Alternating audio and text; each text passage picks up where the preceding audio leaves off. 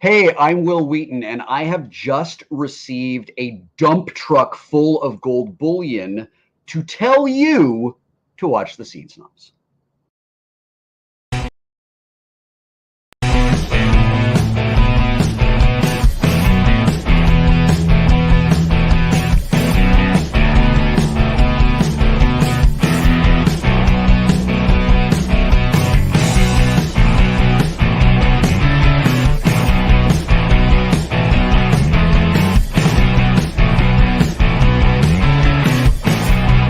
Welcome to the Scene Snobs podcast.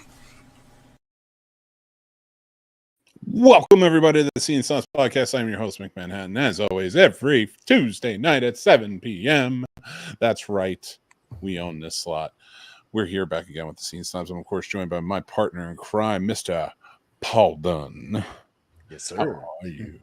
And then, of course, we got on third mic. I mean, listen, if the guy comes around anymore, I'm going to have to put him in the goddamn credits. The man, Sir Sturdy. Check out Horror with Sir Sturdy podcast and Popcorn and Pints over on his channel. It is awesome. Everything's linked below. Sturdy, Paul, how you guys doing? Doing great. It's been hot today. It's been kind of interesting. How about y'all? You know what? I did not feel hot. I felt air conditioning. Is that something? That's cute. Yeah, I guess so. Well, listen. It's either we're going to talk about this, or we're going to talk the elephant in the literal room while you were outside all day, or we're going to talk about SRD. SRD. I mean, we can go one of two ways. Oh man, Sturdy's replica dick. That's what that stands for. Everybody. Yeah, that was just a wild, weird conversation before this. That Sturdy sent me a gift to cuddle with. no, That's I didn't.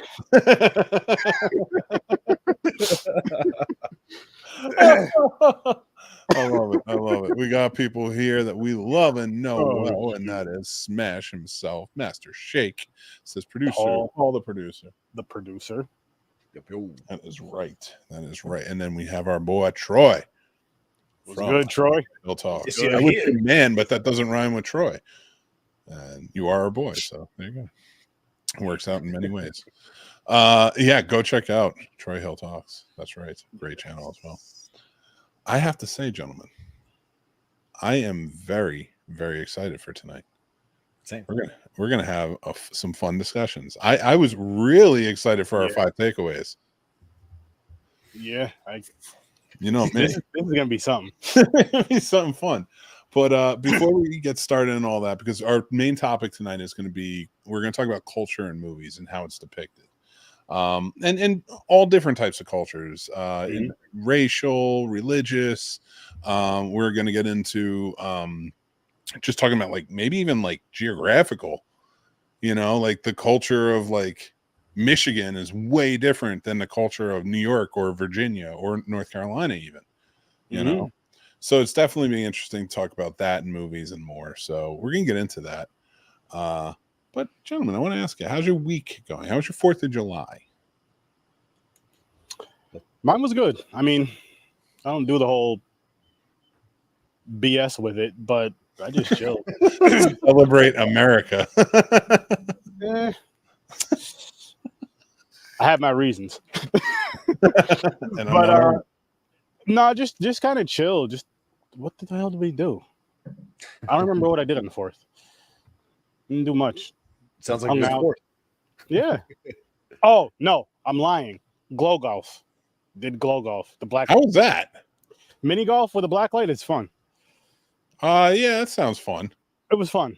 You wear your very awesome Ninja Turtles t-shirt that I gave you? I'm never gonna put that Nicolas Cage nonsense on. Do not. Notice how he's sitting out next week too, and we're doing long legs. But what I will say though is, like the art there though was pretty cool. The way they had the rooms and stuff set up. There was like 2 rooms, but the way they had them set up, there was some old school stuff, a lot of old school stuff, and just it was just fun just to get out the house for a little bit and do something. Honestly, it was fun to do something different because usually on the 4th, well, when I drank, all you do is fucking drink and go to the fireworks. So it was cool to do something a little different.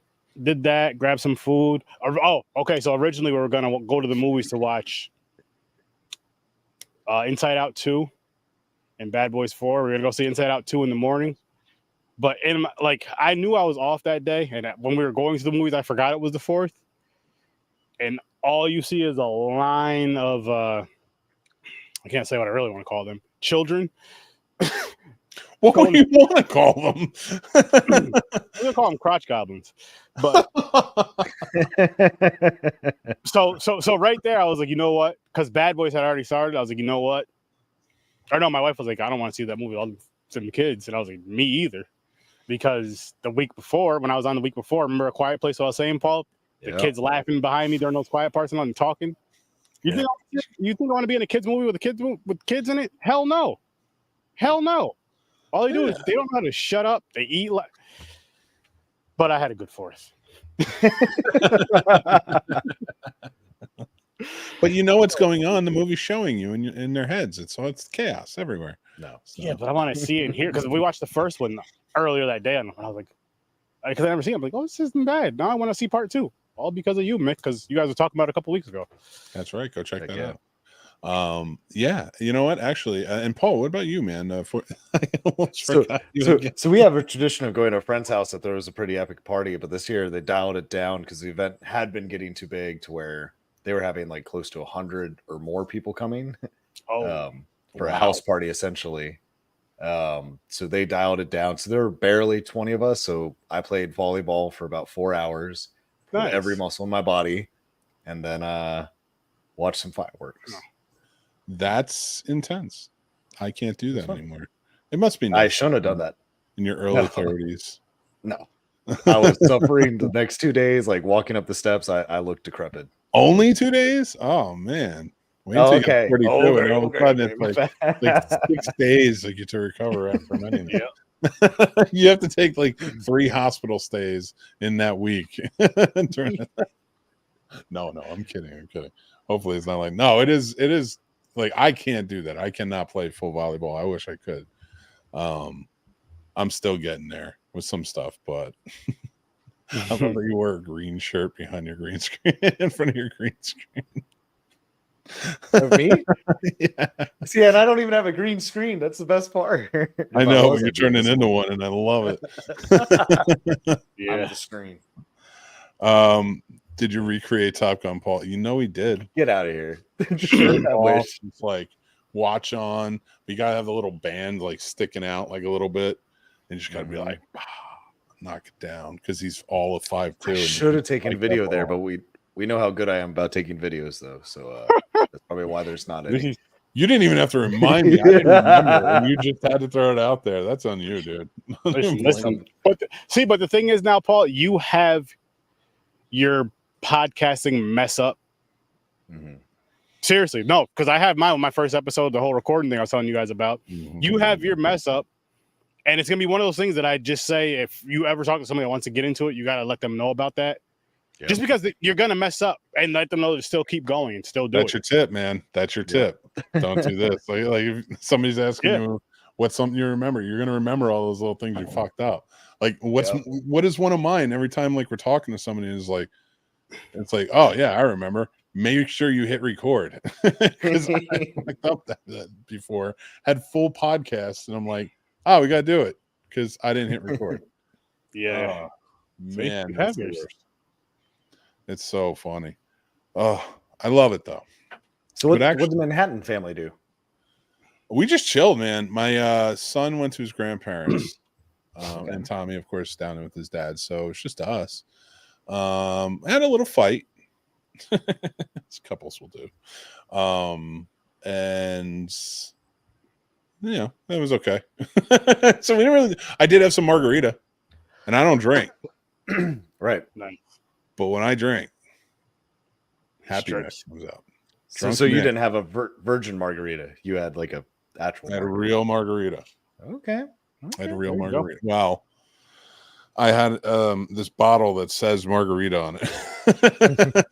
There is no salt on the cup. There's no just alcohol and a little bit of flavor. So I went with that. That's how you do it. Nothing wrong with that. Nothing wrong with that. No. Listen, I never drank, so I was like, you know what? All you guys with your pictures on the 4th of like drinks and having a good time, I was like, just I just want to do it. I just, I'm a little, I'm feeling a little good, a little toasty under the collar a little bit. And I was like, let me add a little nectar of the gods to my whistle. Hell and yeah. Yeah, I got pretty good. Got some good sleep that night. There you go. I bet you did. I'm surprised. The wife didn't, but I bet you did. That's why nobody got drunk texts. Like, you guys would if I was drunk, but I was not drunk. You'll get one. Love those texts. What would a drunk text from Mick be to the guys? 100% know what it is, and there's plenty of people who can tell you. Because whenever I would get drunk, I would like be texting people, or I'd be calling and leaving voicemails too. Oh, that's awesome, bro. You're my friend. Yes. And then like talking about all the stories. And I always said the same thing. And that's why it's one of our shirts sold at snobsmerch.com. Is I would always go, what's the strongest ship in the fleet? Friendship. And then I'd hang up. That's hilarious. Like before, like the days of cell phones, like I'd be like hammered in the back of a car and somebody's driving. One of my friends, and I'm just like, it's the strongest ship in the fleet. And I go back to sleep, wake up and be like, friendship, love you. All right. Oh man. Yep. Drunk Matt. Yep. Not the largest, the strongest ship in the fleet. It's friendship. But it does have the largest heart. So we're both right. We're both right. Teacher smash. That's what I'm gonna start calling him now. I'm gonna call him Teacher Smash. Oh wait, that sounds like he's smashing teachers. That sounds like a bad porn parody from the 80s. Exclusively hooking out with teachers. That exists. Not Master Shake, but Teacher Smasher. Let me ask you guys this as we're going around, and we're gonna be talking about culture and movies. I want to go around the horn real quick, and I want to start with you, Paul. What's like a cultural thing that you're really like, yeah, man, I love watching this, or even reading up on stuff like that, any part of it, but like, yeah, it's prevalent in movies too. You're like, okay, I dig that, like that type of cultural thing. Sorry, I'm going to ask you the same. I think for me, what helps capture it is if it's like, it's hard to say it without sounding awful about it, but I'd say like real racism. So I'd say like for me, like American History X, I think is very enlightening because I think it shows a good depiction of both sides of, coming through, realizing they're wrong. And even Get Out, I think he did a great job showing us where our culture still is today and how much we do that most people are unaware of doing. And I think that's needed. And I think it's smart. And I also think you don't need to put another culture or a different person down, because I think all of us are guilty of some type of stereotyping or racism, whether we know it or not. And a lot of times we do know it, but typically it's almost seemed aimed against white Americans as opposed to anybody else. And I don't think that's fair, because I think everyone is guilty in their own way. So I kind of like something that's both sides are, at fault to an extent. And I like that you said Get Out, because as a white guy, man, watching that, you're just kind of like, oh shit, that's racist. Like, not saying like things like little cues and little things that like maybe somebody would say, not thinking about it. Like it was eye opening. And a lot of people, white people I know I've talked to about that movie, it felt the same way. So it was interesting to see that. Like I would have voted for Obama again. I'm not saying that's something I said because I'm an American and I realize 2 terms are better than, and I'm saying that as important as I can right now. 2 terms, that's it. That's a great model. Put it all around the horn. But anyway, for one president, 2 4-year terms. It's good. It's good. Yeah. Perfect. Let's keep it up. Let's hand it out to everybody. But so like for something like that, but I have heard that said and like thought about it, and like I think a lot of that comes down to inserting, you and I have talked about it, where and it's not just white people, but there's like black culture is something that almost every other race attaches itself to. You know, it's like, I mean, black culture is everywhere. So, I mean, I don't know how you feel. Well, I do know how you feel. We've talked about it, but I want to hear what you have to say about it.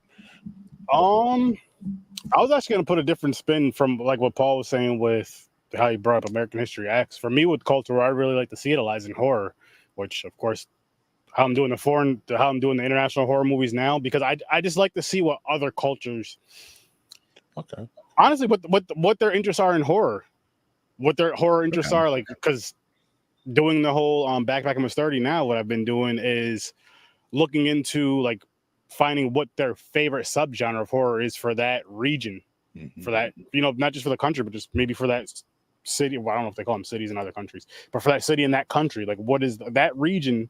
What is their favorite subgenre of horror? Because that mine is slasher. So as you guys know, I like to know stuff like that. And then to see like how they do. So for example, we did a movie last week. It was more so like paranormal / folklore / like mythical type. So with that, and I'm like, okay, so how does this match up? How is it with like when we tell these same stories? Is it as good and all that? And I like how another thing too is I know there's certain stories that can be told kind of anywhere, but I like it when it's in the culture that it should be in, like when it's with that, because it just feels more real. It feels more like it feels right. You know what I mean? It doesn't really feel right if you have a specific thing and you're doing it here in America, but it's known in India, and just when you're trying to do it up to the T of where they would do it, I feel like you should just do it wherever that culture is, wherever those people are from, wherever that is, because it just feels more natural. It feels better, even if the people that are the main ones, because the movie, the people that were the main ones, they were white, but they lived in this Indian, in this where they were in India, and they, they're all about the culture and all that stuff. So that I love to see. Instead of, I won't even call it whitewash, I call it America washing, to where we bring movies here and then we flip it and take all the good out of it. I hate that as well. Like everything good that you loved about that movie, like, oh my god, they're gonna make a US version. Cool. I'll watch it again. And you watch it and just like, you guys took everything out. And then especially if it's like something to do with that culture and you took all that out, or what's scary to that culture, and just kind of just Americanized. And that the thing with horror too, it's such an now listen, I realize people, I'm only talking about movies here when I say genre, I'm not talking about horror in a whole, but Americans also sort of perfected horror and is again in the movie genre, because most of it started here. Not saying that other countries weren't. I understand in the silent era the movies that were coming out, but it was sort of it's always been more bankable. So when I say perfected, I mean like a bankable entity in genre, so American culture is steeped in horror. That's why, like, yes, when you go foreign like you're doing, it is mostly folklore. They mostly go with, not saying everything, but they mostly all over go with folklore of their land. There's some sort of mystical thing, which I love it though, because it ties into, like, just think if you talk to somebody from somewhere else and they're just talking about, or I'll use my wife as an example. She's not from somewhere else, but she's Spanish, and like with the the chupacabra and stuff like that. The what's the one, the lady by the water? You know what I'm La Llorona. Yeah, that one. La Llorona. That, like hearing about that from my wife, and she heard about that, like that story when she was a kid, and then seeing the movies, and the movies don't really live up, but I would like to see that culture do the movie and do it like how that story was told to them. Is, you know what I mean, like that. And that's a big important thing about culture for me in movies, because the La Lloronas I've seen, they're not that good, but from when I hear some, again, my wife's Spanish, when she's telling me about how she's heard about it, it's so much better. You know what I mean? It's so much better. It sounds so much scarier. It sounds like a better story than the way it's portrayed in film. The way it's been portrayed in film that I've seen. Maybe that's one that I haven't got to yet that's good. But you should check out a movie called Satanic Hispanics. Yes. It was made in Mexico, and it's like an anthology made by all Spanish filmmakers. It was really good. It's on Shudder still. Nice. A lot of culture within the Mexican, a lot of Mexican culture featured in that that you might like. I will tell you, for me, a lot of it, I like watching maybe like Hollywood culture. I love filmmaking, so like, or 70s, 80s New York culture is a big one. I've heard you say that a lot about New York. Yeah, I love. There's something about it. Doesn't matter the genre, horror, drama, action, whatever. Like, I'll watch The French Connection over and over again. Like, I love the grittiness of what New York City was. That's what I grew up in. So like, that grittiness, like, it's so attractive to me in a style. And like, that's the thing when I talk about Americana culture. It's not just Texas Chainsaw Massacre. Oh, it's like that's what Texas looks like, though. Not saying the massacre part, but that's what Texas looked like, though, especially at that time. And so that's part of Americana. All these different places, these different things that kind of just remind you of what like America is. And I love that, because I've always loved, like, I love roadside shit. I love drive-in theaters. I love, like, there's so much to the Americana culture that I just, like, I'm so addicted to, so when I see it in movies, or I see movies sort of based around that, like, I like Easy Rider. I thought that was a very cool, not so much about bikers, but hippie sort of cultural movie. But the bike riders that just came out, I think the story-wise, the biker culture was displayed really well.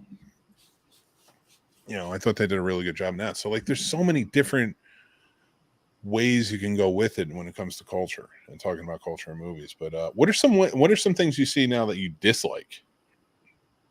I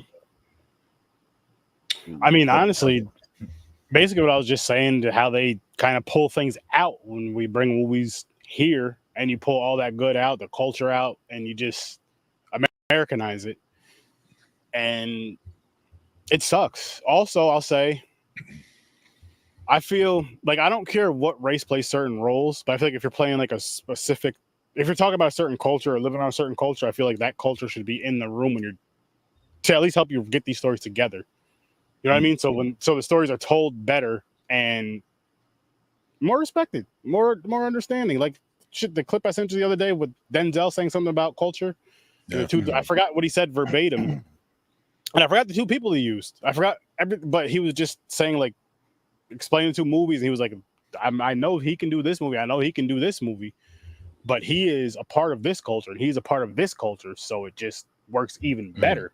Yeah, and he's absolutely right. So stuff like that, it just works better for specific stories. Of course, for certain things, it doesn't matter, but for specific stories where you're talking about the culture and this other stuff, and again, I feel like you should do it. It's very respectful. You're going to get a way better movie, book, or whatever you're trying to portray. You're going to get that better because you're going to get people that are of that culture be like, they get it.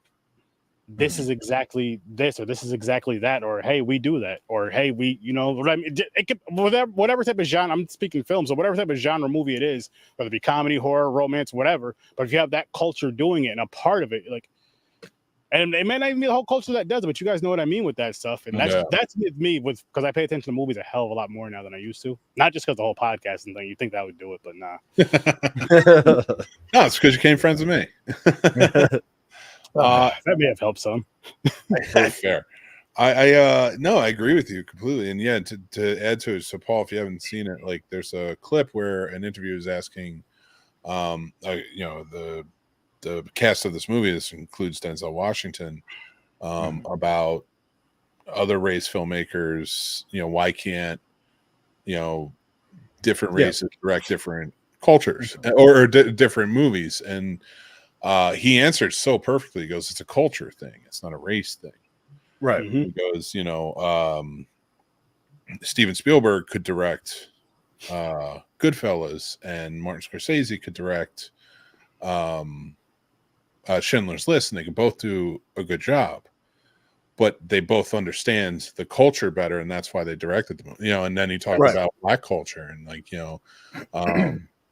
it was just really well put, and that's what got Sturdy and I talking about. It was just like, so in situations like that, let's go with what they were saying. When is it, like you're saying, having the representation in the room, which I do not oppose. I agree. Having the representation in the room, but where are the voices? How far does it go? I guess. So like, do you think that it's better to have like black directors on black films, or white directors on white films, or not even white directors on white films, because that's too broad, right? I can't direct a film about an Italian family. I mean, I can't, like, again, going back to it, I can, but I grew up Irish, so like, there's a lot of differences in stuff like that. But I'd love to hear you guys what you think. Do you think that there should be? Well, let me hear what you think first. I think to an extent, I think that gets a little dangerous, because then that's some higher power deciding if you're allowed to do a movie for a different culture, and you don't know, because I mean, there are plenty of black directors that have done great with, if you would say, white movies, and even vice versa. So to an extent, I still would say, I mean, it's just the directing style, because every director is different. We like them all for different reasons. Some of them I will say, like, yeah, like for Schindler's List and certain examples like that, like, yeah, you need someone that's Jewish, that's involved in that grew up hearing about this, that knows, what those communities are actually about. But to me, that does get a little sketchy with trying to decide ahead of time, being like, oh, well, we can only take this type of person just because it's about this. But I think a lot, I do think that's not necessarily wrong, because I mean, certainly there are plenty of movies that get it wrong.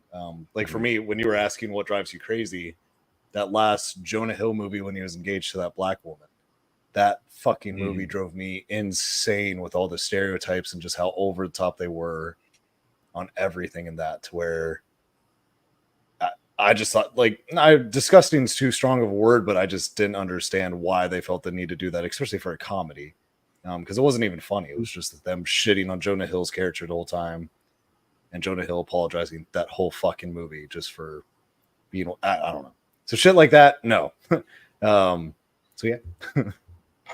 See, I guess, because off of what you were saying, Paul, with the whole directors thing, I think it's more so like when you're coming up with the story and you're gonna be talking about a specific culture, they don't necessarily, I don't think it necessarily has to be the director, but you should have some people in that room that know, some people of the culture that know the culture for the story you're getting ready to tell or portray. And even more so if it's based on true event, if it's based on a true story or whatever, if you're trying to tell a true story, then 100%, I think that's where it really matters. Like, you need to have people from the culture that know what the hell's going on when you're telling this story. Because if not, you're really gonna, and it's not even one of those things because you're gonna piss people off. No, because you're gonna be very disrespectful if you don't. This isn't just like you're just making just a movie. Like if you're trying to tell something that's a real story. No. So yeah, it's really important. It's really important to have that culture in there, and it doesn't even, like you're saying, it doesn't have to be a race thing. It could be a neighborhood thing. Right. You know what I mean? Mick can tell us about New York City and New Jersey culture, ghettos better than we can. We didn't grow up there. Right. So it's like I look at it more than just like a race thing and all that other shit. It's like also like, where did you grow up? Like right here. You grew up in this corner here. I grew up in this corner here. You grew up in this corner here. So I can't tell you about there or there and saying, you know what I mean? All of so yeah. It depends on the story you're telling to an extent. And I love Troy's question right there. Yeah, and we're going to do that one in just a sec, but I wanted to go on to finish up this one first. But yeah, so I think we're all saying a lot of the same stuff though, which is awesome. No, yeah, and I think ways. So too. I think it becomes it's sort of can become a bit of a pigeonholed at times because you don't want to be a director of a certain race who directs their race's movies trying to move up into like bigger movies that are, because then it's just like, oh, you're known for that or it's more sparse now, everybody. It's not, this is more antiquated than anything than what I'm saying is, but for a long time that's what it was, and that's why it was almost kind of like everybody stay in their lane, you know. But it's it is opening up more now. In fact, to Troy's question, which I'm going to pull up in just a second, more and more, I ask the question: are younger movies made by younger generations now, maybe even younger millennials and down? Is it inclusion, or is that just what life looks like for a lot of younger people? You know, and with that, I'll pull up Troy's question, which was a great question, by the way. Is there such thing as over inclusion in movies? I will just say yes before I answer. But I want to go around and see what you guys say first. I'm trying to think of specific examples, but I will say yes as well. I'm gonna say forced inclusion, yes, because it's getting to the point to where I'll just say, just as a black man, to where it's like, okay, you don't have to throw us in everything. You don't have to throw us in everything. You don't have to throw all that. I'm not gonna name it. You don't have to throw all the extra stuff in everything. If it makes sense, do it. Yeah. But other than that, like, don't just do it just to do it. Just to be, oh well, because we didn't include these guys last time, now let's throw them in this one, and it's like, it's which, you know, it actually, like, I got to add to that point. For me, yeah, if you're pandering, it's always going to be terrible, and generally it's always pandering. By today's standards, it's like it's almost like it's like Where's Waldo, but everything is in it. You know, they're just like, now find Waldo now, because you can't, because there's too many people. It's like you're putting too much in.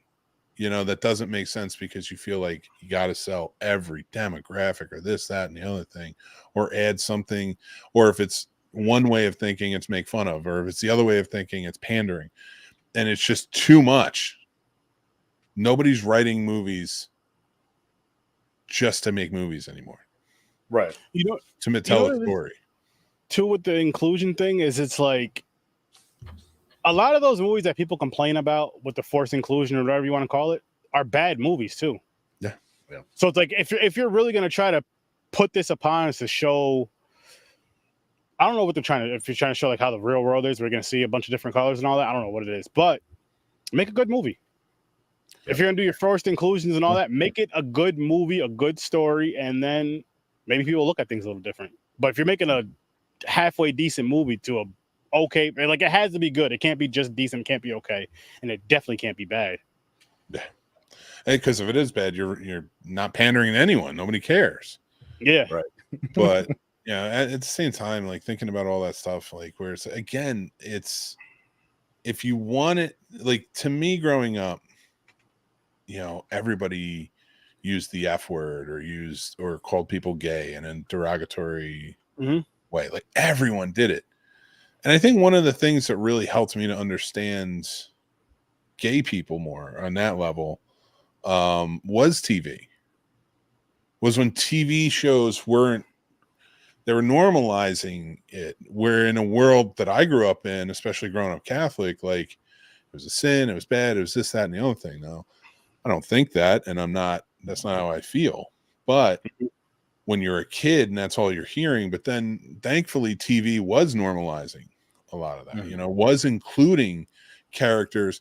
Yes, sometimes it's so over the top and it almost became cartoonish at times, but you know, but it's still like there were a lot of shows starting to come out around that turn I started questioning, like, why are we feeling this way? I don't think this is right. Like, you know, and then it helped me to learn more, you know, and things like that. So I think it's important to include a wide variety of everyone. You know, I don't even mind, but like, don't force it. That's it. Just don't force it. Like, here's another example. I didn't watch the movie. I may watch it, I don't know. But The Little Mermaid, remember the big fuss about that? Oh, yeah, because they made her black. Yeah. And with that right there, I'm like, that's not even a real. It's a freaking Disney movie. It's not like a real story, so it shouldn't bother you It shouldn't bother you at all. It's not like they did. I don't know, man. I don't want to fight Disney. That's my one people I won't fight. Just saying, I would not be surprised if some PR person cooked that one up to create outrage online to get people to go see the movie. Yeah, no, 100%. I'm so, and that like that doesn't happen every single day. Like that thing you sent me earlier, where we talked about it. That video you had sent me earlier that we were talking about the other day. You can deep fake people now. AI can do people's voices. I don't trust it anymore unless I have. That's true. And not to say I don't trust you, but like anything, like I just don't trust it anymore. Because like who knows? Unless I was there and I saw it, and I saw a lot of shit being said by the same person we're talking about. That when you deny it down the line, it's like, no, that wasn't deepfake. I saw that. Like I saw that live. Don't bullshit me. But something like that, like where it's just maybe a picture and you hear audio, I can't trust it anymore. Unless it's verified and somebody puts it out, and I'll do my research for it. Not saying that I don't think it's not real. I realize like this is all very secretive talk for everybody listening and watching. Well, let's I did like this conversation about culture, and we might and inclusion and stuff like that, but I do want to get to our next topic. Yes. Our 5 takeaways. Friend movies. That's right. All right, guys. We're gonna go down the line here. Now, who wants to kick it off? Should I kick it off? Or should you kick it off? No, Paul kick it off. I want Paul to kick it off. I'll start with my number 5. My number 5 is going to be The Perks of Being a Wallflower. That I have to veto that. That's terrible. Why? Why? It's terrible. It's just It's terrible. about mental health. It's about finding friendship. It's about overcoming things. It's the worst advice ever. Like that. Seriously, that's a great movie. What do you mean? We need to do a topic where. Oh, I'm writing that down. We need to do a topic where we talk about creepy guys in movies. There's so many, and I'm not even talking about like the real crazy perverted ones or any of those. I'm talking about like just the high school kids alone. Jesus. Like all of American Pie it's just cringy. I love it. It's just cringy. But Perks Being a Wallflower, noted. It is a friendship movie. So I will not veto that. But I might give us challenging powers in this one. Because I know I'm going to catch them. But Sturdy, what's your number 5? My Girl. Wow. Okay. I didn't expect not that. see that coming. The bees. Yeah. Yep. He needs his glasses. They need glasses. I haven't seen that movie in years. I might see it again. Soon. Maybe a Popcorn and Pints thing. But pretty fun. Yeah, My Girl. Watch the second one too. I don't know why, but I read the novelization of the second movie in like the 6th grade. I didn't even know there was a second one. And I don't think I need the second one. Oh my god. It was not as good. Does he come back? This time it's wasps. So this is it's murder hornets. All right, number 5 on my list is Tag. It's about a group of friends who have been playing tag for 30 years, and they still play. And I absolutely love this movie. I thought it was fantastic. Everybody got along real well. It was funny. And it's based on a true story about which is 5 friends have been playing tag for 30 years. They still do. And every time they're all in town, it kicks back up. So I dug it. All right. What's your number 4, Paul? Let's see if you veto this one. This is going to be Stand By Me. No, that's a great friend movie. Good one. It's a very good friend movie. Of course, that's my number. That's actually my number 3. You'd be surprised what I veto. You really will. Well, what's your number 4, bud? Let the Right One In. Okay. Wow. Is that I like it? Hell yeah. Movie? It starts friendship, and good friends.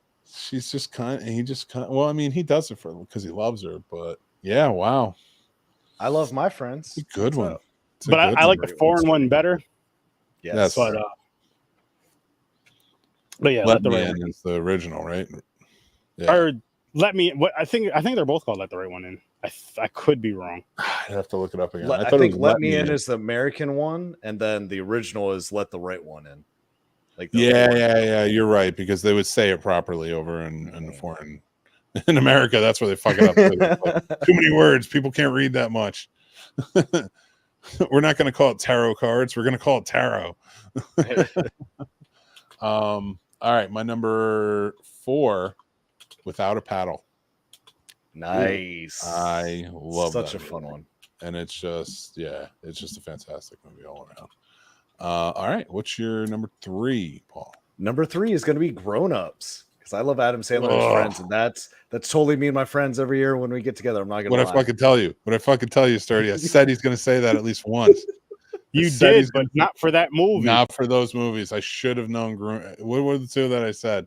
You probably said Super Bad. Yes, Super Bad, and The Hangover. The Hangover. I was like, it's gonna be one of these 2 movies, but Grown Ups just fits right in with that.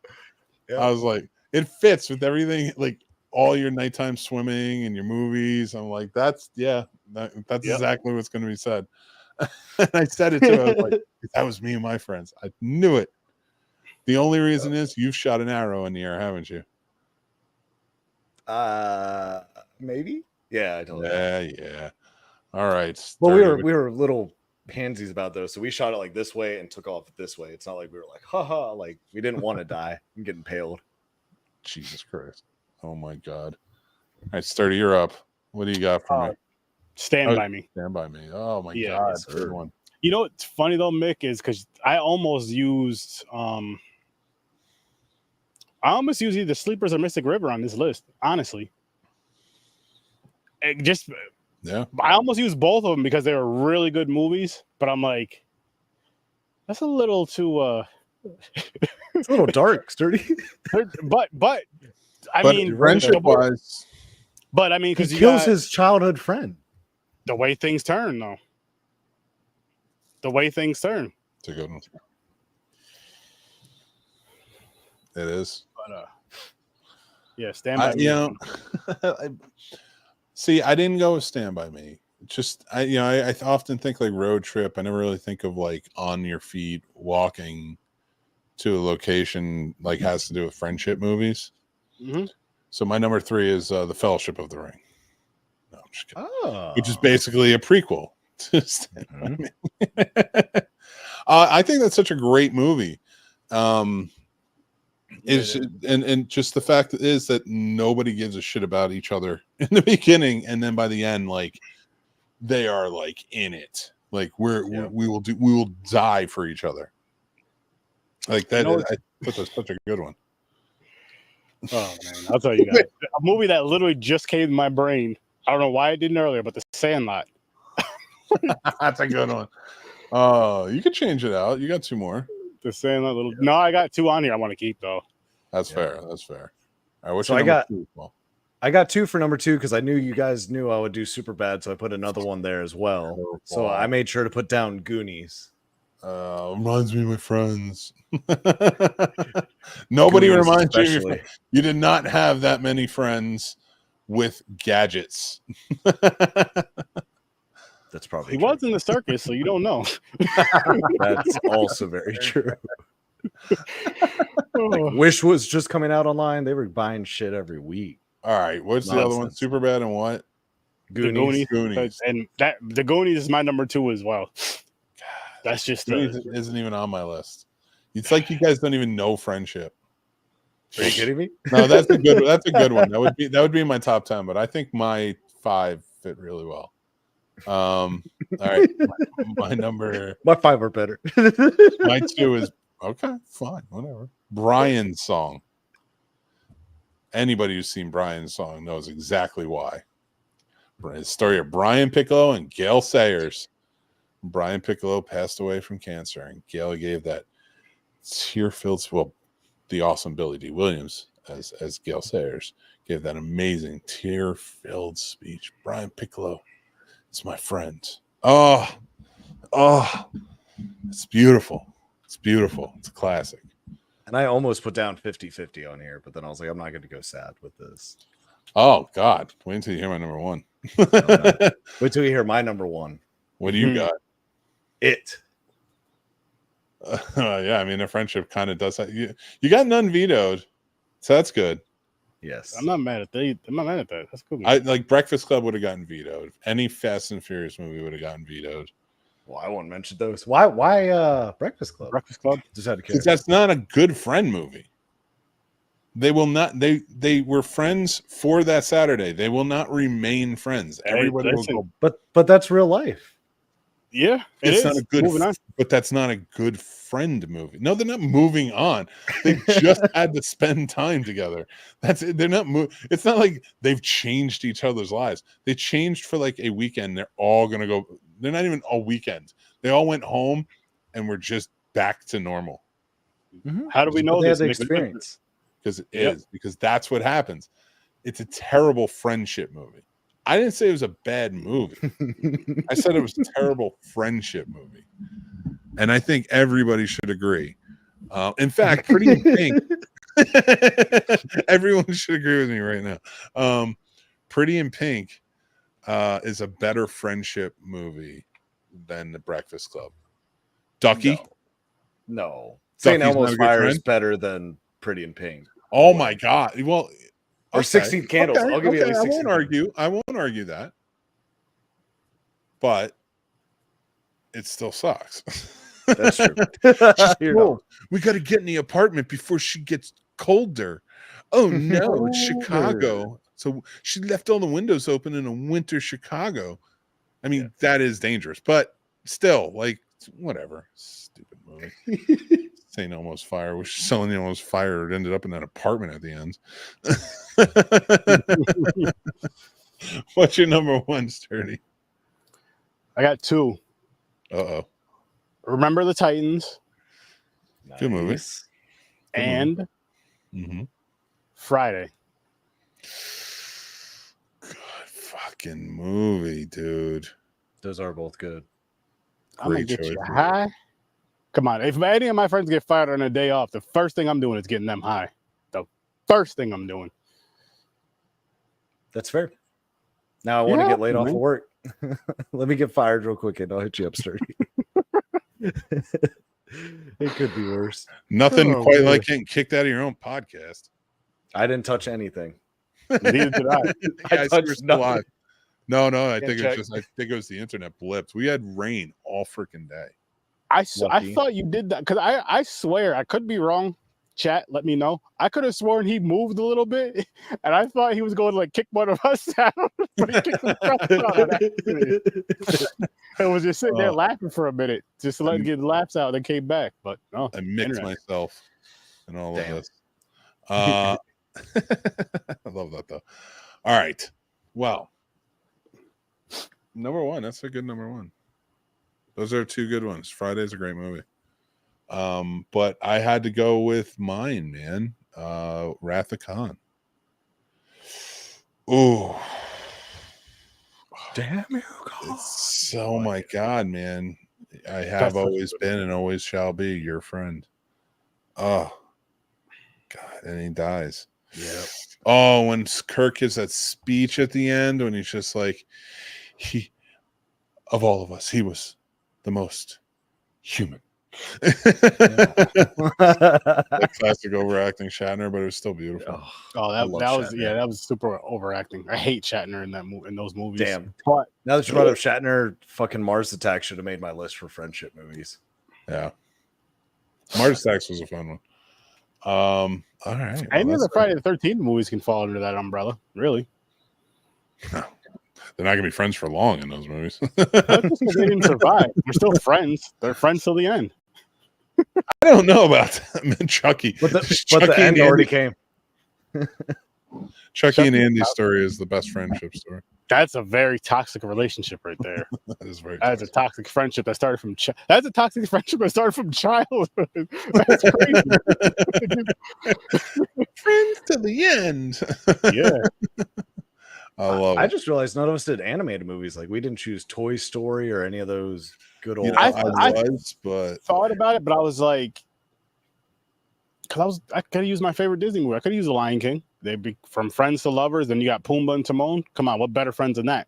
That's true. If I had the Nightmare Lion Before King, Christmas. that would be my. If I had the Lion King, that'd be added to my number one list, though. Or just one by itself. No, I liked my list. I love Toy Story. But- I love a bunch of them, but like that I like that. I liked my list the way it was. Me like too. it. Yours too were dog shit, but mine was good. Mine represents my real self. A lot of white things going on there, Paul. Yeah. Mine's a mixed bag. I've seen Grown Ups. Oh, I love Grown Ups. That's just so funny. Oh, it is funny. Well, that's our five. That's our five friendship movies. But let's get into some reviews. Yeah. Exciting stuff. Now, I understand that we usually go with our favorites second. And that's no different here. So let's start with Beverly Hills Cop, Axel F. Well, I did really like this movie. I did really like it. So, and of course, it's Axel Foley back again in Beverly Hills Cop, this time to save his daughter. And he runs into a lot of old familiar faces and some plenty of new ones in this very action-fueled adventure on Netflix now. Yes. What did you think about Axel Foley coming back? 40 years. I was super excited because, as you know, it was the first watch for me, all the Beverly Hills Cops over the last like 9 days. So I didn't have to wait that long for this one. So I thought this one paid great homage, and they had so many Easter eggs from the other movies. I love seeing pretty much all the original cast come back.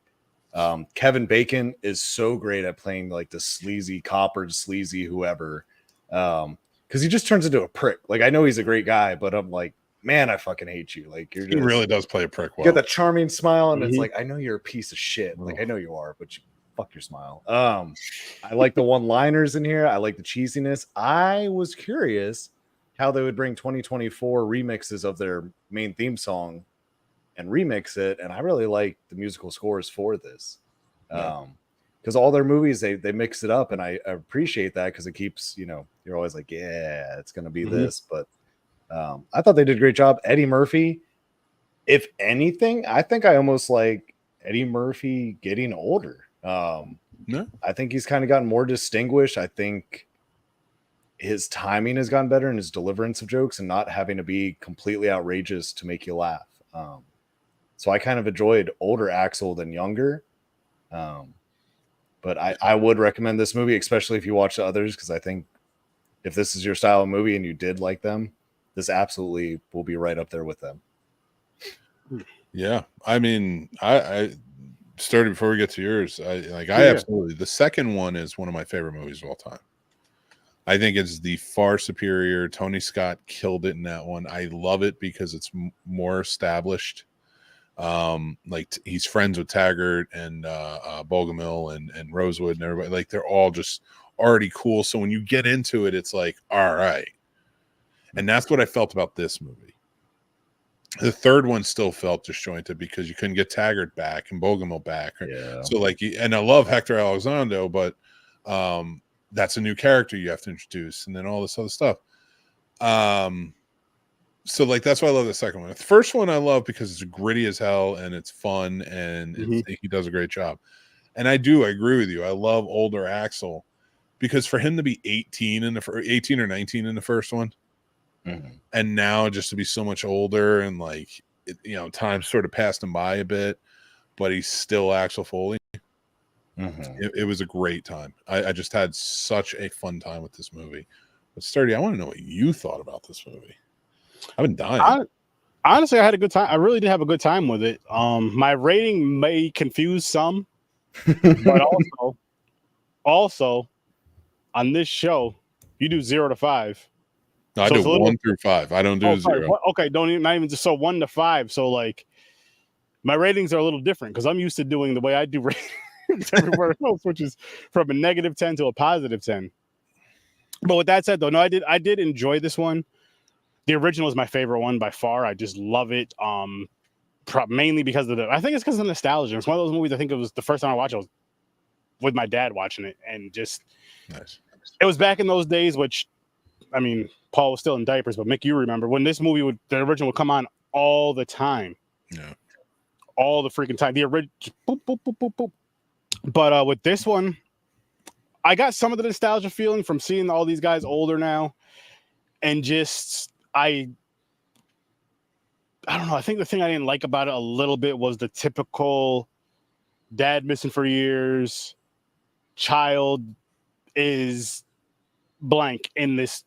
Even if it's not in the same career, it's close to the career with the lawyer thing, and then what she was doing, how she was connected with it. That kind of gets boring to me at times because you see it so much. But overall, I still think it was good. And like I said, I had a good time with it. Way, way, way better than the last movie that he did. Not the last, the last sequel he did of one of his films. Fair. Way better. Like this one, I feel like they kind of did still stick with the story of it, the storyline of it. Like Axel Foley was still Axel Foley.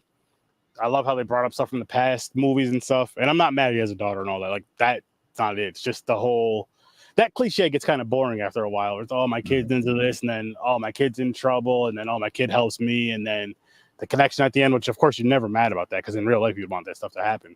Yeah. But again, it still gets kind of for me. I get that.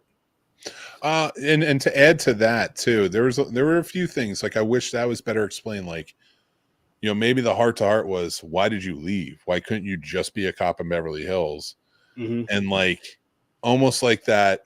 I'm a Detroit cop. That's who I am. Blah blah blah. And your mother didn't want to go with me, and because then you can play into. I didn't like that they completely cut out the third. I understand it sucks, but like it's still Axel Foley. There's still story lineage you could put there. And I thought rather than just making a throwaway joke, but like clearly the daughter wasn't around until after that movie. He had a love interest in that movie. Right. Maybe at least be like, your mother was working out, Wally World or whatever it was. Right. Wonder World or whatever. And I couldn't deal with Beverly Hills. I needed to go back and blah, blah, blah. Cause then you can leave it up to a lot. Like that's a better explanation to me.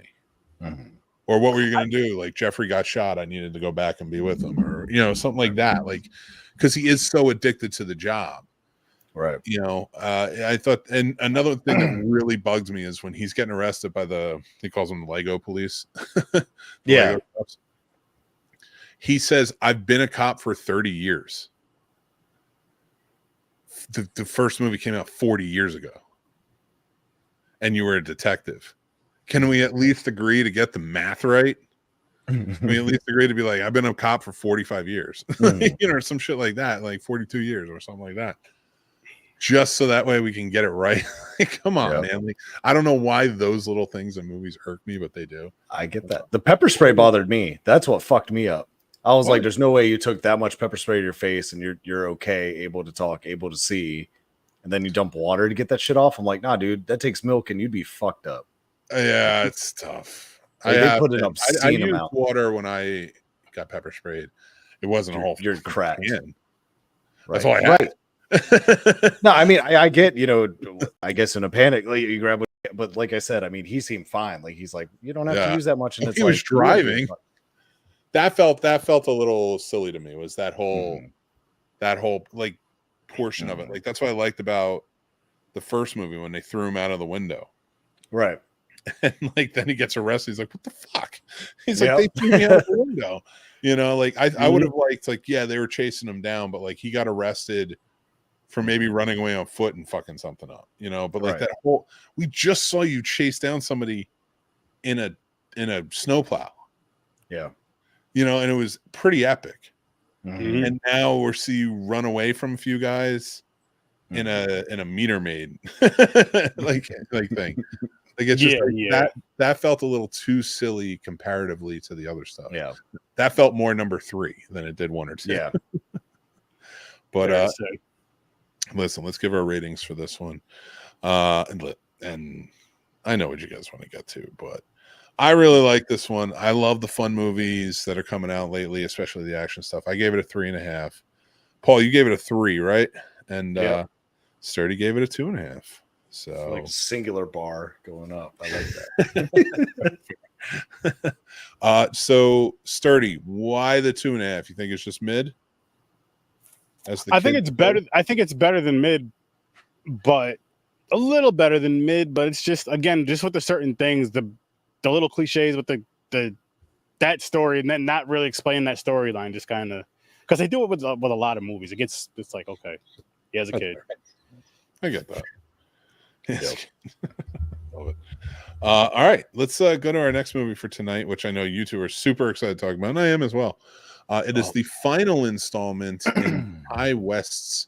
I'm calling it the X trilogy, but they called it a slasher trilogy. They called it his retro trilogy.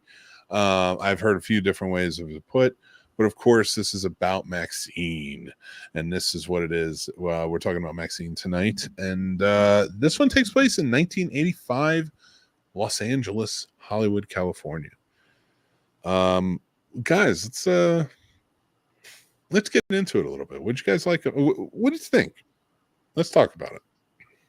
Do you want to go first, Sturdy? Or do you want No, go ahead, Paul. Go ahead. Okay. You're So I actually love this one. I think this one, I if I had to rate them, I'd say Pearl is still number one, Maxxine's number two, and X would be number three in my mind. The set alone, like, I mean, they just fully submerged you in that whole 80s feel. It was so believable. I mean, I think the group that I was with, we all looked at each other a few times and were like movies get it pretty right in the settings for movies, but this one was just so believable. Yeah. I thought they shot it on film, and then I was very surprised when I realized they shot this all digital, because of how well it looked. Like, it didn't look like a digital movie just with a filter over it, and it actually looked like it was shot on film. Maxxine, I loved her character. I love the internal turmoil they show, especially when she's getting her face molded. I thought they did a great job showing that. Yeah. Because anytime you can capture something like that where, you're stuck by yourself and then you're in your own head and then you freak out, I was like, that's great. But I like that they complimented it by making her look badass by stomping that dude's nutsack in that was trying to take advantage of her. Because I was like, I like the comparison, because it's like, okay, yeah, you're going through some stuff, you're not okay, but also you're not that bitch. Like, you're gonna fuck someone up. Dude, when she grabs her keys and puts them between her, oh my god, I was like, this is a bad bitch. I loved her friend. I wish, if I had a gripe with this movie, I wish they had showed her movie store friend that didn't want to sleep with her a lot more, because I love that character. I thought he was cool. Movie store. I enjoyed Kevin Bacon. Once again, Kevin Bacon kind of playing the sleazy Southern guy coming up, being the PI. I absolutely bought it. He was fun. I liked how he tried playing that he wasn't about money and this and that, and he was an atheist, and how quickly when they were destroying him in that compactor, he's like, I could be paid off, and he's praying. Scenes like that I just thought were epic. And then just to throw that icing on the cake when they had the fucking dogs come to eat his remains, I was like, this wasn't needed, but it was absolutely appreciated, just because it just made that scene more like, oh shit. I hope someone is smart enough to do a spin-off of her lawyer / agent, because that dude was badass. When he was like, I'll go to jail for you, I was like, yeah, okay. You hear that in movies all the time. Then it's like, no, see what he does. Like, he'll kill someone for you, like, no problem. He's that's type of age. He's about business. He'll protect you. That's type of age. Dude, Giancarlo Esposito played that role. It was so classic. He did a great job. Amazing. And then just as for the ending, the ending I'd say was the only thing that I feel like wasn't. There are multiple endings I think I would have enjoyed almost a little bit more. I don't think this one was wrong, and I'm not saying I could get it perfect, but how it could have played out, I think it might have been a little more tying everything together nicely instead of it just ending quite the way it did. Yeah. But I don't think you'll be left unfulfilled. I thought it was good. Mia Goth gave her all. I think almost everybody gave their all in this. I like that they tied some of the Strangler in there, or not the Strangler. Night Stalker. Thank you. The Night Stalker. I like how they tied him in, but he wasn't really a pivotal part of it. Yeah. And making it her dad and all that, I was like, fuck yeah. Like, I totally bought it. And it made those scenes make more sense, because I'm sitting there, I'm like, why is the stalker like gripping that pole so hard when he's watching her dance? Like, what's going on and shit? Then it's like, oh wait, no, that's her dad.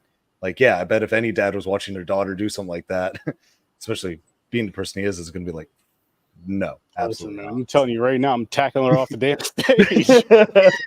But I'll shut about Maxxxine. But if you haven't seen it, you guys, I highly recommend it. If you like the others, this one does not fail. If anything, besides the one little part I said that I didn't really enjoy, I'd say I almost expected more X material, only because this one's Maxxxine with 3 X's. So I kind of expected more of a, I guess, the sexual nature of it as opposed to what we got. I think that was more along the lines to play up like sort of the video nasty culture that he was going for in it. I dug it though. And Sturdy, I know how you feel because I've seen your rating. So I'm going to let you burst at the seams a little bit, and I'm going to give my rating for it because I'm not quite as high as you. But I want to say this to me, and James actually said it in the comments. I'll pull it up in a sec, but I do think that this is the weakest in the trilogy. Ooh. That doesn't make it weak, though. It's got a rewatchability. I've already watched it twice now. So, like, it's got the rewatchability. It's a good horror movie, great characters. I really thought X was a really well done horror film with a cool twist. And Pearl, he made each one of those movies very distinct, and they all had their beautiful nuances that made them a part of their time frame. But just the colors he used and the fact that he chose like a Wizard of Oz type of feel for the movie just blew me away. So Pearl is always going to remain my favorite. X, very, very good. Maxxxine, right up there too. Great trilogy. Again, I said this to Sturdy. I think that it would have been better if they came out in chronological order. Right. And because I said to Sturdy in X, when she finally does kill Pearl and run her over, I felt like if we had seen Pearl first, that would have made that so much more relieving because Maxxine's getting away, but heartbreaking because Pearl's dead. Right. Reversing it just didn't give me that same feel. So like it was just those things. I did really like Maxxxine. My biggest issue with it was it made sense that it was the dad, but I wish they set it up better. It's almost like they had the movie like Final Exam, or if not Final Exam, what is it? Night School with the biker and the leather clad biker who's just out there, or like Pieces or something like that. Like it felt like you have this character and cool who it turned out to be, but like we only ever got snippets in X of her father, right? And we didn't even know it was her dad until the very end. So we like by the time you get here, it's like this is overkill. Like you have a whole cult, and it's like, what the hell is happening here? Like, I don't know. There's just something that it felt flat for me. Okay. Like I wish they had beefed that up a little bit, the connection. But it's just me. But Sturdy, what do you think, buddy? Well, this one I loved. I love this freaking trilogy. I was so happy to see this movie. Actually, what I did, I went to go see it Friday, and I actually watched Pearl, then X, and then later on, me and the wife went to go see this. And we were, as a matter of fact, we were supposed to go see this earlier Friday, but I was like, she was asking me like how, I was talking to her, and she's like, so we're still going at such and such a time. I was like, actually, can we go at the second time because I'm still watching Pearl. I forgot how long the movies were. I don't mean that in a bad way. I was like, I'm gonna watch X next, so we ended up doing that. But I'm glad I did watch Pearl, then X, then this, just because the way they kind of tie together so well. And watching it like that and going back, now I agree with you, man. Now I do agree with you because I did watch them like that, like the way that, yeah. And it felt better, and it made you, because with Pearl to X, it makes you understand Pearl's character a hell of a lot more. A hell of a lot more, because I'm gonna get to Maxxxine, but with Pearl, it's like you see how she is. She just wants to be, besides being a star, she wants to be her, and her mother kind of like doesn't let her be her. And then in X, she's old and she sees these kids, especially Maxxxine, because she focuses on Maxxxine during that scene in the barn. And don't they show a flashback of that in Maxxxine too, don't they? Where she's like looking back.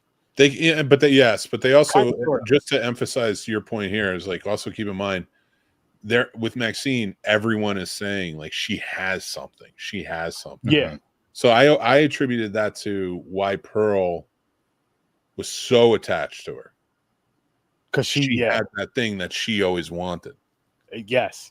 Which, I mean, from Pearl to Maxxxine, you kind of see the differences between the two characters, even though, which shout out to Mia Goth, because she does an amazing job playing two different characters in X, but then just in this whole trilogy, because you're playing two different characters that are very similar in ways, very, very similar.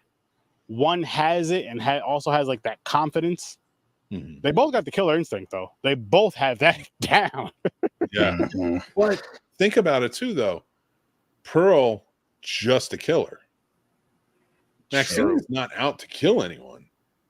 But She's straight up defending herself, but she's willing to go that far.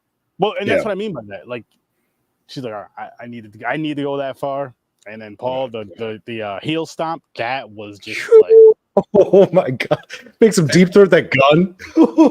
But to also think about it, she was on the run from the start, right? From her dad. So like she left home. So that's sort of on the run. She was a runaway. Mm-hmm. And then after that, like that was in what, 78, 79. So like for 6 years, she has legit just been on the run. You know, setting on, you know, like having, you know, making a name for herself and stuff. But like, so by the time you get to this one, like I loved, like she looked beautiful. Don't get me wrong, she's a beautiful woman. But like they did add makeup where her eyes looked a little more tired than they did in X. But again, that's why I think that, and I never say this because I'm always like start as late as you can, but like I really think it would have benefited from like seeing Pearl, then into X, and then into Maxxxine. That would have driven it. And I wish I had watched it beforehand that way. Right. Because by the time you get to Maxxxine, coming, like you said, coming off of Pearl, you're sad because Pearl's dead because you love her from the first movie. But you're also glad Maxxxine survived. And now where's this going? But I also wish like it didn't tie into anything. Pearl was the killer in the first in Pearl. Pearl was the killer in X. Maxxxine answers her dad. It's like there was just something. I'm not saying it had to be connected, but like it was so like the first two movies were very connected, and it felt like this one just that wasn't as much. And I think that's I could see that.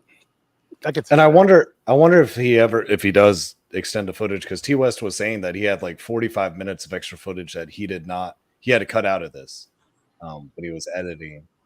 So I wonder if that would have actually elaborated on some of that, because I know he said it came down to the length of the movie, of course, you know, and this, that, and other, but he had to choose what to cut out, and he's like, you know, it always sucks to cut anything, but I wonder if that's what it's going to be. And I also know he said he's going to make a fourth one based on how good this one does, so I'm kind of curious what this fourth one may end up being. If he's going to keep the Maxxxine going, or if he's going to start a whole different one. Kind of have to at this point. It'd be kind of cool if she, like, if they get to it where she's even more aged, like she's in her 40s now or something. It's the 90s, her stars sort of fading. You know, just a repeat. She turns into sort of the killer. Yeah. You know, something like that. That could be kind of cool. But he's a smart guy, and he'll come up with, like, again, he made 3 great movies here. I hope he doesn't make a fourth one of this. I hope he just starts on another trilogy somehow. I don't care if you get everybody back from all these movies to be in it. Whatever, be like a Rob Zombie, but just tell me a whole new story, because I really do like the Maxxxine story through this. Yes, you know, and I do like that it ended with her having the same smile that Pearl had at the end, but actually there. Yeah. She's actually made it. She's in the movie. They're all clapping for her, and she's just got the same worried smile. You know, it was really well done how they did it. All right. I do want to mention one thing: the Bates Motel. Yes. Oh, fuck yeah. You know, this whole movie was filled beautifully with like sweet little Easter eggs for horror fans. Bates Motel. Oh my God. But remember I was telling you about Halloween Horror Nights when we came up? and we came to the Bates Motel. I think Yeah. in the past. That was it. That was where we were walking. Okay. I don't remember that big wall on the left. Like, it looked like, I don't know if they had built a new studio or it was just nighttime and I didn't see it because there were some trees there, and we were going towards the Bates Motel. It wasn't like I was looking to see what that was. But like, it's just like that, man. But like, it's very cool. I just had to point that out. Like, it was just very cool to see that again. And it's just, it really was cool for him to incorporate the house, so many fun things in this whole thing. This was a really well done, like, this is how you do an 80s throwback horror movie. Yep. Agreed. You know, it's its own story. There's horror to it. It's not, there's a lot of like callbacks to the 80s that we love in our movies, but it's not so in your face. Right. You know, I like this. I thought they did a great job. But did you notice Pearl was up there? Speaking of that house, that's why I didn't bring up the Bates Motel. I was trying to not tell anyone. Older Pearl was up there. Yeah. Like quick flash. I was like, she looked in the window. Yeah, just like even then when they said it was like about an older woman who goes crazy and you know, who would ever believe that? And like she's just kind of like looking. Yep. I was like, fuck yeah. So well done. And the two cops in it. Bobby Cavanaugh, like, he was a little too much at times. I'm like, dude, you're a real prick, man. I hated his lines. on one hand. Huh? His narration, I was like, just make him fucking silent. Like, I'm so tired of him saying the same four things in different ways, and he's just pissing me off. And that's not on him, you know. I mean, I get it was in script, and I mean, we weren't supposed to like him, but I definitely was like, shut the fuck up, man. Like, let me pull up our ratings. Very different. Drops off very quickly. Sturdy was all about that 5. Damn right. Yeah, Sturdy. I just love the movie, love the trilogy, love the storytelling in it. I know it's not perfect, but that's awesome. I love it. This is the best horror movie I've seen this year in theaters. Like, finally, I can say I left. I'm not gonna say I didn't leave the theater happy at all, because I leave the theater happy every single time. But with the movie, this is one that I can say I'm 100%. I was 100%. Yeah. This one pegged the 80s just as well as Late Night with the Devil pegged the 70s. Yes. I think, personally. And I'm just comparing it to movies this year. But this actually pegged the 80s better than some of the 80s horror movies I remember. Actual movies that we're trying to pander. All right. That's our ratings for Maxxxine. That's right. Sturdy gives it a 5. Paul gives it a 3.5, and I gave it a 3.5. And we're gonna start closing out, but of course, I have to give you my mixed movie pick from 1988, and it is one of my all-time personal favorites. And I urge anyone who hasn't seen this movie to go and check it out. It is the 1988 film Cinema Paradiso. Is an Italian film about a filmmaker who recalls his life growing up in Italy in a poor town. It was pre-war, so, and then it goes as he grows up, the World War II happens. But it's a filmmaker calling back to his time where he befriended a projectionist at a movie theater and how he fell in love with movies and just kind of how they helped shape his life all the way through. I saw this movie for the okay. So here's a funny story about me. I always wanted to be a filmmaker since I saw Jurassic Park. Right, I've said that. And I was making videos, and my best friend Lenny at the time, we were always making videos together and doing fun stuff because he wanted to be a filmmaker too. Well, he went to college when we graduated high school. Me, not so much. But he went to college and he took film studies and stuff like that. And he would let me come and audit the classes with him. And I remember one of the first classes in his film theory class, they were going to watch this movie and they were going to talk about it. And I by that point, I'd never really watched a foreign film before. I was like, nah, I just don't want to read subtitles. I just don't, they're just not for me. This is the movie that I watched and I fell so in love with it. I never turned back from foreign films or that type of bullshit way of thinking. It just, if I could tell that story and it reaches anyone to see this movie, I will be so happy because it is absolutely one of my absolute favorites and in my top 10 of all time. So check out Cinema Paradiso, a movie I could talk about a lot from 1988. It is available. And also go check out, of course, our Patreon, and you get our weekly newsletter, links, movie reviews, tons more. So go ahead. And remember, tomorrow night, come check us out at 7 p.m. It'll be Get Geeks Live. I will be live. And you pick the topics in the comments, and we'll talk about it. But you can follow our Patreon right there, and that's where everything will be. But I want to say thank you to my awesome buddies here who came and joined in. Sir Sturdy from Horror Sir Sturdy Podcast and Popcorn and Pints. Please tell us more and tell us what you got going on this week. So, Horror Sir Sturdy, doing Backpacking with Sturdy, sorry, which is only watching and reviewing horror movies, and also ordering food from that region, like not the exact region. Like I can't afford that, guys. So locally, ordering the foods, and there's some that I have, like there's gonna be some that I haven't tried, and I can't wait just because it's going back to our talk earlier about the whole culture and all that. It's opening up to different foods and movies of other cultures, and this is gonna be a yearly what month are we in? July and August. Every July and August, we're backpacking somewhere. I love it. And then on Sturdo Vision, be there at midnight. Just be there at midnight, the 13th, 12 a.m. Just be there. That's all I'm going to say. Just be there. Oh, God, that's going to be amazing. And then at 9 o'clock, Popcorn and Pints. We're reviewing Freaky Friday and some other movie. Right now. Oh, matter of fact, nope. The Haunted Mansion. Boom. Eddie Murphy's coming back in our lives. Heck yeah. You're going to want to see that at 9 o'clock Eastern Time this Saturday. So that's where you can find Sturdy. You're going to want to see more of Sturdy, so just go there. Love it. Paul, anything you want to add before we get going? You guys, it's a hot week all across the board, so make sure to stay hydrated. Drink the night before. I had some employees kind of fall out today because they started drinking water when they got to work. It's too late, you guys. Like, heat stroke's a real thing, so hydrate the night before. Keep watching, keep listening, and keep loving the magic of movies. That's right. And I want to say thank you all. We appreciate you following, supporting us, subscribing to us. Help us get to 5,000.